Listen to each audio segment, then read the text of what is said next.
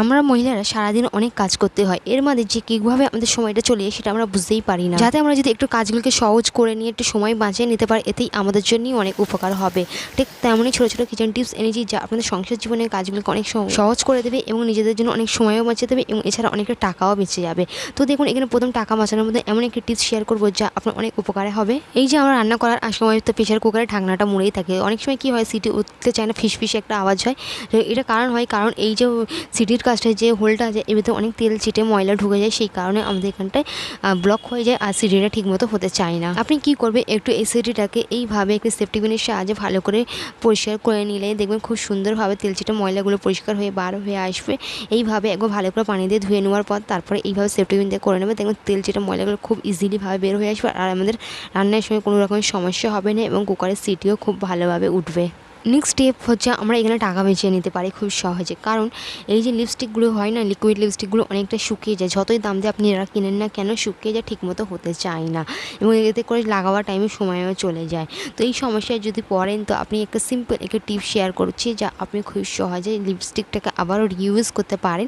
তো এই লিপস্টিকের ভেতরে জাস্ট কয়েকটি বেবি অয়েল কিংবা নারকেল তেল দিয়ে ভালো করে মিক্স করে নেবে, এতে করে যত লিপস্টিকগুলো শুকিয়ে গেছিলো সেগুলো আবার লিকুইড হয়ে আসবে। তারপর আপনি লিপস্টিক লাগান, খুব সুন্দর একটি শেড এবং আরেকটি সুন্দর একটা গ্লসি কালার এসে যাবে, কোনো রকমের খরচ ছাড়া আপনি আবারও নতুন করে নিতে পারলেন এবং আমাদের সময়টাও বেঁচে যাবে, যে কোথাও যাওয়ার টাইম যে লিপস্টিক লাগাতে গেলে এরকম একটা দেরি হচ্ছিলো সেটাও হবে না। দেখুন এখানে এর কালারটা দেখুন কতটা সুন্দর একটা টেন্ট এসছে, খুব সুন্দর একটি কালার। এই পদ্ধতিতে আপনি লিপস্টিকগুলোকে শুকিয়ে গেলে আবারও রিইউজ করতে পারেন। চলে যাচ্ছে পরবর্তী টিপসে হচ্ছে রিইউজ, যা এই যে সাবানের যে এই খালি প্যাকেটগুলো থাকে না, এগুলো আমরা ফেলে দিই, এগুলো ভুল করে এখন থেকে আর ফেলবেন না। সাবানের খালি প্যাকেটগুলো দিয়ে আমাদের হাজার হাজার টাকাও বেঁচে যাবে, অনেক উপকারে আসবে, ঘর বাড়ি পরিপাটি পরিচ্ছন্নও থাকবে। কীভাবে তার জন্য আপনাকে ভিডিওটি পুরো দেখতে হবে, একটু স্কিপ করলে চলবে না। চলুন এখানে আমি একটি আইডিয়া দেখাচ্ছি যা আপনার অনেক উপকারে আসবে। তো আমি এখানে একটি খালি প্যাকেট নিয়েছি, এর মধ্যে এই যে দেখুন স্বর্ণের এই গয়নাগুলো থাকে না, এখন স্বর্ণ যা দাম আমরা প্রত্যেকেই জানি যে আকাশ ছোঁয়া দাম।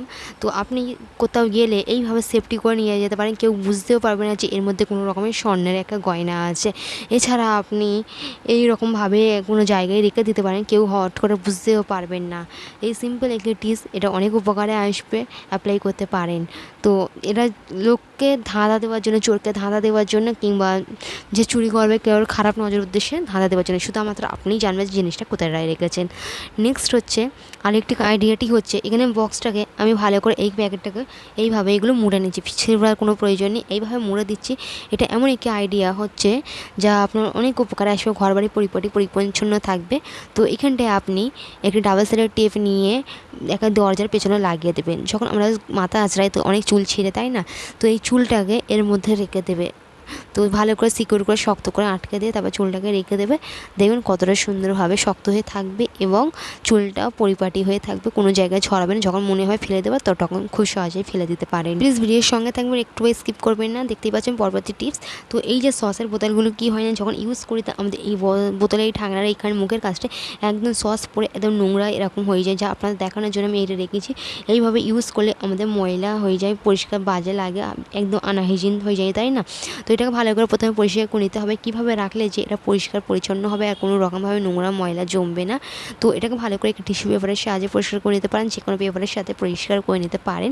তো প্লিজ ভিডিওকে লাইক দিয়ে আমার চ্যানেলকে সাবস্ক্রাইব করে সাপোর্ট করতে পারেন। এরকমই ছোটো ছোটো টিপস নিয়ে আসি যা আপনাদের কাজকে অনেক সহজ করে দেবে, আপনাদের জন্য অনেক টাকা বাঁচিয়ে দিতে পারে।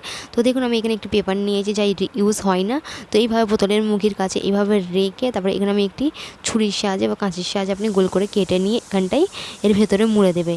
তো এতে করে কি হবে, এয়ার টাইটও হবে, যখন আপনি সসটা বার করবে কোনো রকমভাবে ঢাকার মুখেতে লাগবে না, আর যখন ইউজ করবেন নোংরাও যদি হয়ে যায় এই কাগজটা ফেলে দিলেই হয়ে যাবে।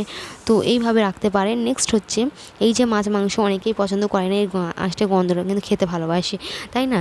তো এই মশলা মাংসগুলো মাখাতে গেলে আমাদের হাত গন্ধ হয়ে যায়, তাই না, নোংরা হয়ে যায়। তো আপনি কি করবেন, একটি চামচের সাহায্যে ভালো করে পরিষ্কার মাখিয়ে নিতে পারে। তো আমি এখানে ভালো করে চামচের সাহায্যে আমি মাখিয়ে নিলাম। তো এইভাবে মাখিয়ে তারপর আমি চামচের সাহায্যে আপনি ভেজে নিতে পারেন। তো দেখুন এখানে আমি ভেজেও দেখাবো যে কতটা সুন্দরভাবে ভাজাও হয়ে আসবে আর আপনার হাতে কোনো রকমের আষ্টে গন্ধ আসবে না। তো এইভাবে আপনি এই কাজটি করে নিতে পারেন, চামচের সাহায্যে এগুলো মাখিয়ে নিতে পারেন। তো হাত দেওয়ার কোনো প্রয়োজন লাগে না। তো দেখুন এখানে কতটা সুন্দরভাবে মাখানোই হয়ে যায় এবং আমাদের হাতে কোনো রকমভাবে আষ্টে গন্ধটাও আসে না। আশা করি টেস্টি উপকারে এসেছে।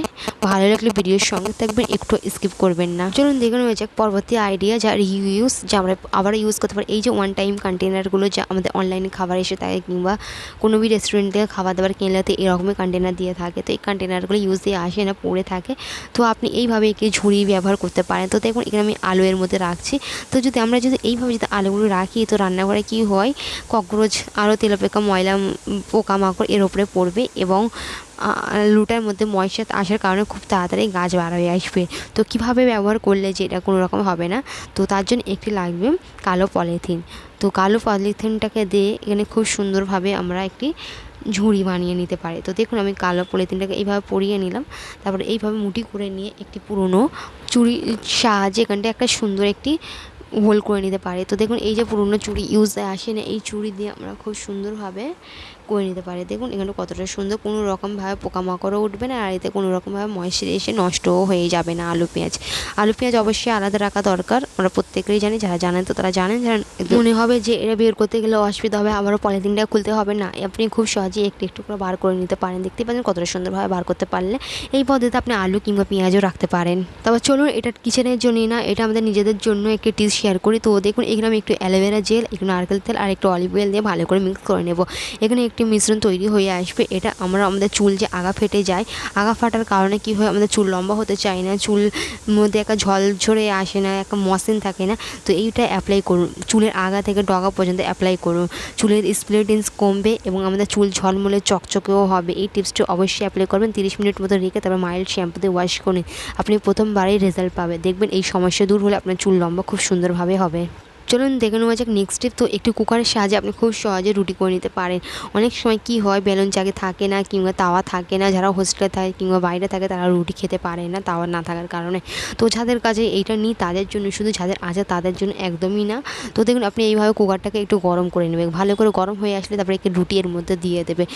রুটি দিয়ে দিলে গরম হয়ে আসবে, এখানে খুব সহজে রুটিটা হয়ে আসবে। আমি এখানে লাইভ দেখাবো। তো দেখুন রুটিটা হয়ে আসছে ধীরে ধীরে।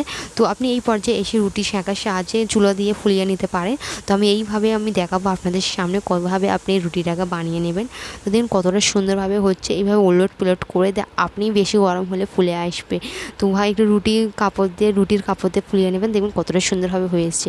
আশা করি এই রেমেডিটি বা টিপসটি ভালো লেগেছে এবং এইটা সবার জন্য না, যাদের নেই, যারা সমস্যায় আছে শুধুমাত্র তাদের জন্য।